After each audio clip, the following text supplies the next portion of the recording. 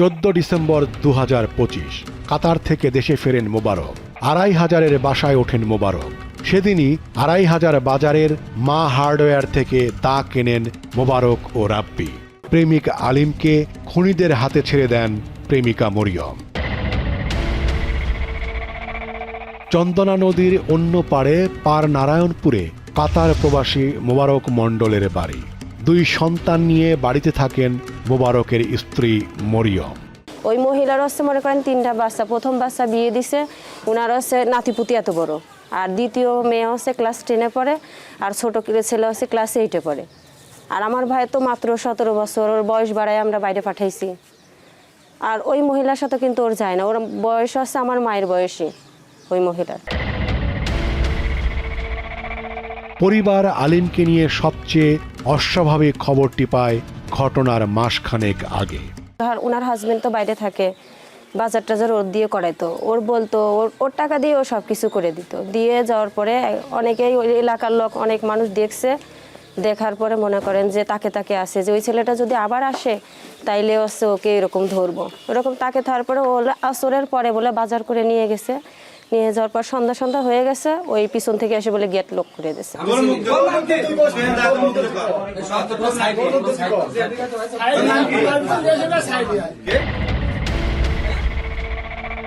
মোবারক মণ্ডলের ঘরের সিলিং থেকে আলিমকে আটক করে এলাকার কিছু ছেলে। ঘরের ভিতরে ছিল, আর ছেলেবেলে ওরা দেওয়াল টপ করে যায় ঘর সার্চ করে মানে বাইর করছিল। ওই ইসির উপর চালের উপর তো ট্রেনিং হিসেবে বাইর করছিল, মানে চাল মানে কি ওই সেলিংয়ের উপর থেকে। মানে সে সেখানে পালায়া ছিল? হ্যাঁ, পালায়া ছিল। স্থানীয় মাতাব্বররা 2 পক্ষের মধ্যে লিখিত সমঝোতা করেন। পরবর্তীতে ওই মহিলা যেন ওই ছেলের নামে কোনো মামলা করতে না পারে, ছেলেরা যেন ওই ফ্যামিলিতে মারামারি করছে, 2-4 বাড়ি মারছে, মেয়েরও মারছে, যেন নেক্সটে কোনো ঝামেলা না হয়। এই ওই জন্য একটা হ্যাঁ লিখিত গ্রামের 2 গ্রামের লোক বসেই। আলিমকে তার বাবার হাতে তুলে দেয়া হয়। মহিলার সাথে ধরা খাওয়ার পরে মারধর খাইছে, তারপরে ওকে বাড়িতে আমি আসছি। তখন হইলো আমি বলছি তুমি খবরদার, যেটা হয়ে গেছে এর আর কোথাও খবরদার এই ধরনের কোনো কাজকাম করে না, আর 20,000 টাকা জরিমানা নিয়েছে। তারপরে আব্বু আম্মুর কাছে মাপ চাইছে।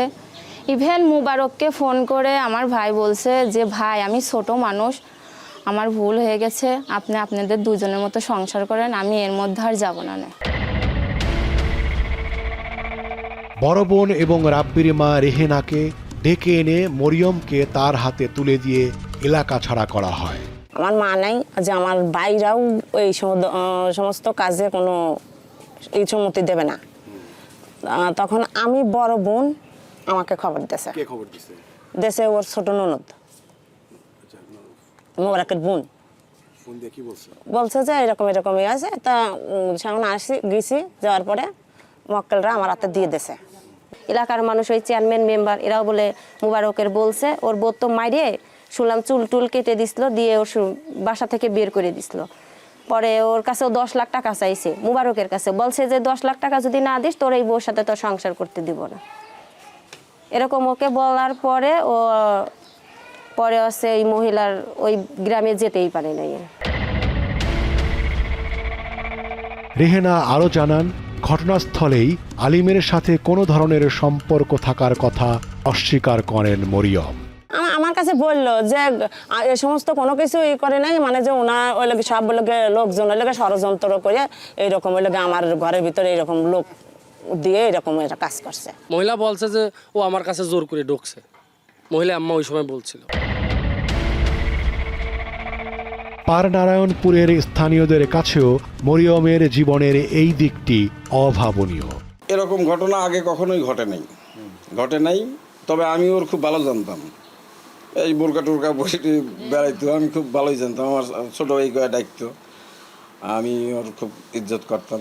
কিন্তু পরে এই ঘটনার পরেতে আমার ধরেন আমি আর ওর প্রতি বিশ্বাস আর আমার হারা গেছে। না বলছে আমি বেড়া বেড়াইছি, তা তুই বেড়া বেড়াইছি ঘরের ভিতরে কে, তুই ডাবের উপরে কে, তুই যখন বেড়াবাড়ি আছিস তাহলে ডাবের উপরে কে, সেলিংয়ের উপরে কে, বলে আমি ভয়তে আত্মগোপনে গেছিলাম। তবে আলিমের পরিবার কিংবা বন্ধুবান্ধব কেউ জানতো না এই সম্পর্কের কথা। সারাক্ষণও দরজা মনে করেন ঘরের ভিতরে থাকতো, দরজা আটকে রাখতো, ওইরকম ভাবে আমাদের সাথে কোনো কিছু শেয়ার করে না। ওরা অনেক ফ্রেন্ডস ছিল, তাদের কাছেও বড় জিজ্ঞাসা করছি আমরা, ওরা কোনো ফ্রেন্ডের কাছেও কোনো কিছু শেয়ার করে নাই।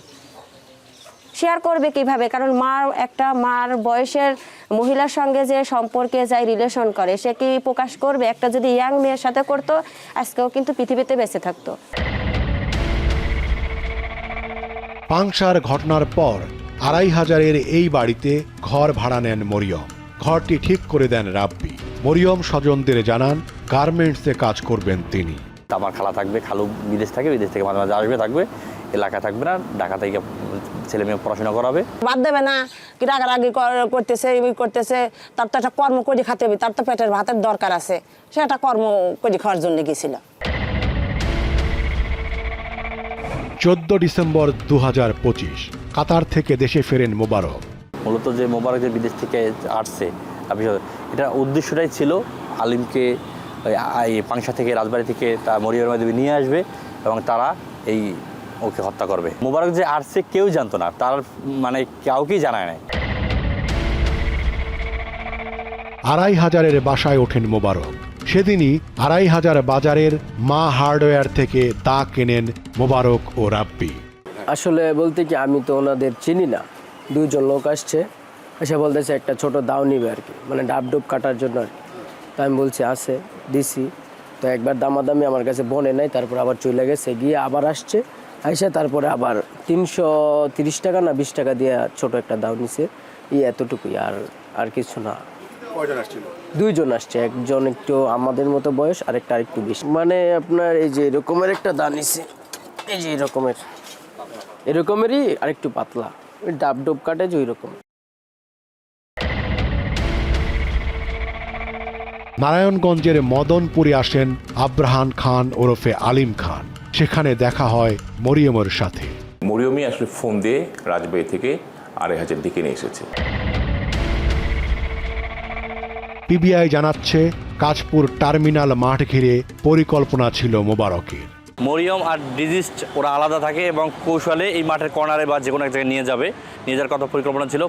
আর যেটা রাব্বি আর রাব্বির খালু দূরে ওদের ফলো করতেছিল, ওরা মোবাইলে যোগাযোগ করতেছিল। পরবর্তীতে কৌশলে মরিয়ম এই যে ডিজিস্টকে এখানে নিয়ে আসতে পারে নাই।